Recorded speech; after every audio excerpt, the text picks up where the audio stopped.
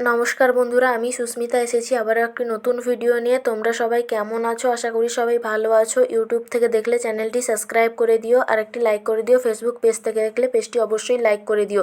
তো আজকে আমি বানাবো লাল শাকের তরকারি। এর জন্য আলু ও বেগুনগুলিকে আমি কেটে নিয়েছি, লাল শাকগুলি আমি কেটে নিয়েছি, মটরশুঁটি আর কাঁচা লঙ্কাগুলিকে ছাড়িয়ে কেটে নিয়েছি।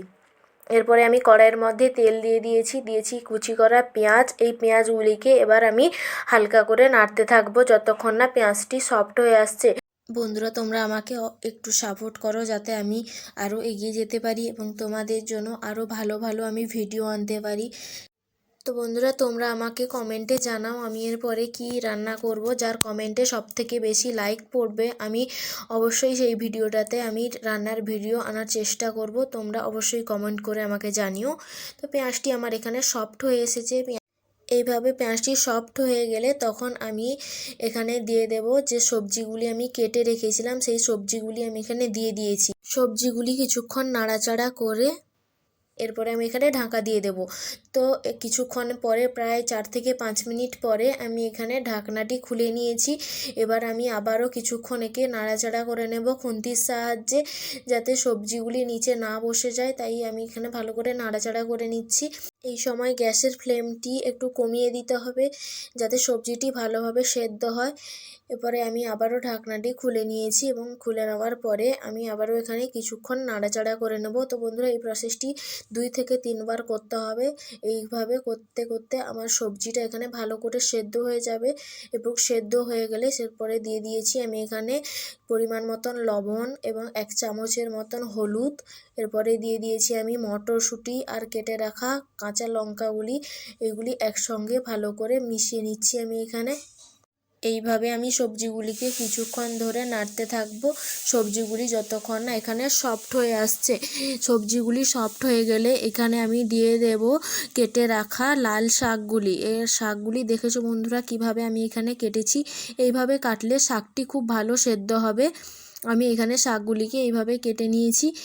এরপরে আমি শাক এবং এই আলু সবজি যেগুলি ছিল আমি কষেছিলাম সেগুলিকে একসঙ্গে ভালো করে মিশিয়ে নিচ্ছি। এটি কিন্তু খুব সহজ একটি রেসিপি, এটি সহজেই বাড়িতে বানানো যায়। আর এই লাল শাক হেলথের পক্ষে খুব বেনিফিশিয়াল। এগুলিকে অবশ্যই বাড়িতে তোমরা বানিয়ে খেও। আমার এখানে সবজিগুলি খুব ভালো করে মেশানো হয়ে গেছে। এবারে আমি কিছুক্ষণ ঢাকা দিয়েছি প্রায় 5 থেকে 6 মিনিট। এরপরে ঢাকনাটি খুলে নিয়ে আবারও কিছুক্ষণ নেড়ে নিচ্ছি আমি এখানে সবজিগুলি যাতে নিচে না বসে যায় এবং সবজিগুলি খুব সুন্দরভাবে সেদ্ধ হয়। তো বন্ধুরা, মনে রাখতে হবে এখানে গ্যাসের ফ্লেমটি অবশ্যই লো রাখতে হবে, কারণ এখানে পুড়ে যাওয়ার সম্ভাবনা বেশি রয়েছে। কারণ আমি এখানে কোনো রকম জল ব্যবহার করিনি। এইভাবে বেশ কয়েকবার ঢাকা দিয়ে আমি সবজি এবং শাকগুলিকে ভালো করে সেদ্ধ করে নিয়েছি। তো তোমরা এখানে দেখতেই পাচ্ছ শাকটি প্রায় এখানে হয়ে এসেছে। এভাবে নাড়তে নাড়তে এই পর্যায়ে চলে এলে এই সময় আমি ঢেলে দেব হালকা উষ্ণ গরম জল।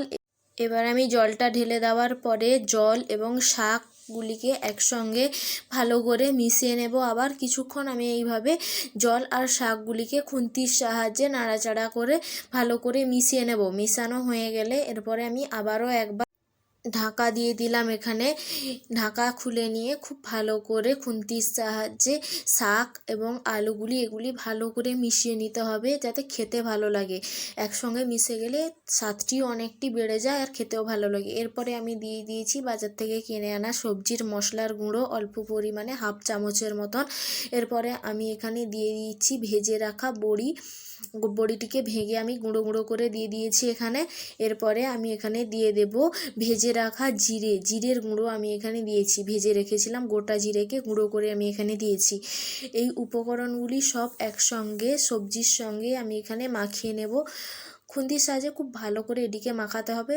জলটিকে এইভাবে শুকিয়ে নিয়েছি, হালকা ফ্লেমে দিয়ে গ্যাসের মধ্যে ঝুঁকিয়ে নিয়েছি। তো আমার এখানে লবণের পরিমাণটা একটু কম হয়ে গেছিলো, তাই অবশেষে আমি একটু লবণও এতে অ্যাড করেছি।